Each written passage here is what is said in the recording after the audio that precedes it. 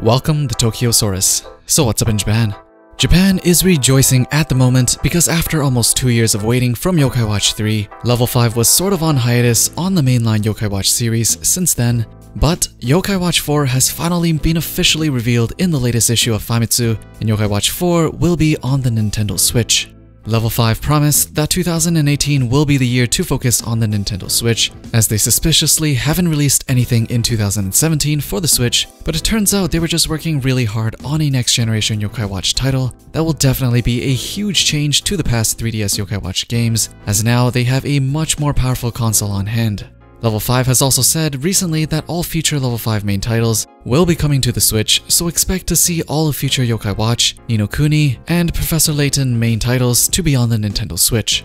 But back to Yokai Watch 4, the big question is when is it going to be released? So far, they have confirmed it to be a 2018 title, so I'm thinking pretty close to the same time Pokemon is expected to release their game near the end of this year for the Switch, which is pretty freaking awesome for Japanese gamers, especially with two of the biggest gaming franchises releasing their first mainline Nintendo Switch title. With Smash Bros. Also slated for a 2018 release, I am 100% certain that if they manage to release all these titles on time, 2018 will be the year they break every single record there is to break, without a doubt, at least in Japan.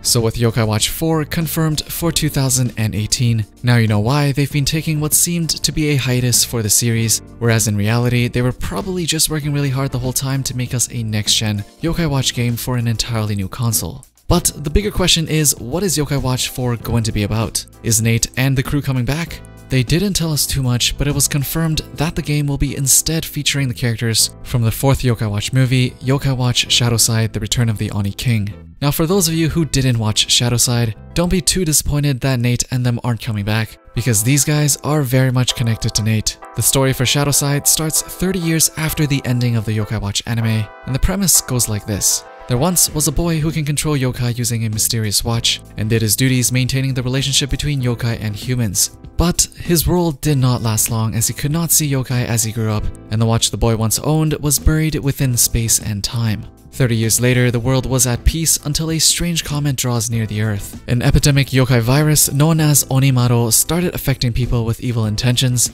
and has begun spreading indefinitely, causing chaos in the city and all around. With the end drawing near, only the ones chosen by the new yokai watches can stand up against the upcoming threat and save both yokai and humans from destruction.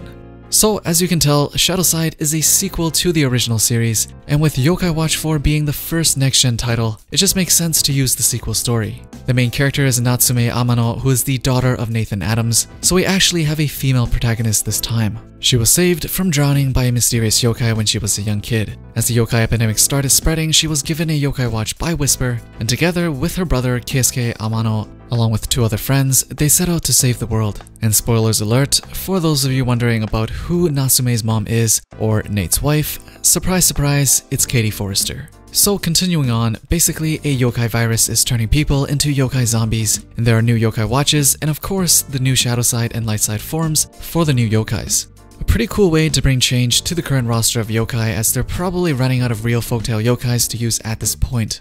By giving each of them a Shadowside and Lightside, we can have all the old and favorite yokais back while still be able to give them a fresh take. Now if you watched the Shadowside movie already, I'm sure the game is going to expand the roster and include more Shadowside forms, as it just makes sense to see them utilize the classic yokais again. But what's more interesting is that the general feel of Yokai Watch is going to be darker, as even the characters will have darker backstories, as well as the yokais themselves. It feels like they're really making Yokai Watch grow up a little bit along with their core audience, but all the while still retaining the type of humor that we've all grown to love in Yokai Watch. It's going to be a little scarier than before, as they put it, but also funnier in comparison to anything we've got before. The CEO of Level 5 commented that the content is getting a super high-grade power-up and will include things that will surprise everyone. So the gameplay itself is definitely going to change quite a bit to fit the new style and feel of the story, and I would probably guess to be a little bit more complex than the previous games. My favorite part of Yokai Watch games was always exploring the city and just interacting with everyone in it. The graphics this time are definitely going to be way better, and seeing how the game already looked fantastic on the 3DS, I can't wait to see a bigger and fuller Yokai Watch city in way better graphics on the Nintendo Switch. Now, the last question remains, is Yokai Watch coming stateside to the West? There's no confirmation so far, and seeing as how we don't even have Yokai Watch 3 yet, I would say that they're gonna start with a Japan release and see from there. There is a possibility that they just skip Yokai Watch 3 and straight up give us Yokai Watch 4 on the Nintendo Switch, and I wouldn't rule it out, but I would just wait for their announcement. But for those of us that can understand Japanese or are willing to use the Google Translate camera, we could technically just grab it off the Japanese eShop as all the games are region free. So if you really want to play it, the option is going to be there, unlike in the past with the 3DS region lock. But anyways, what are your thoughts on Yokai Watch 4 finally coming out onto the Nintendo Switch? Are you excited that we are finally getting more Yokai Watch?